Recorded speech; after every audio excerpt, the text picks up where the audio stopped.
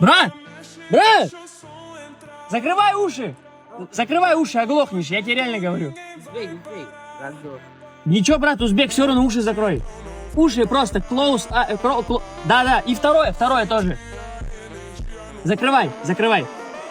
Второе. Брат, сейчас попробую объяснить, секунда.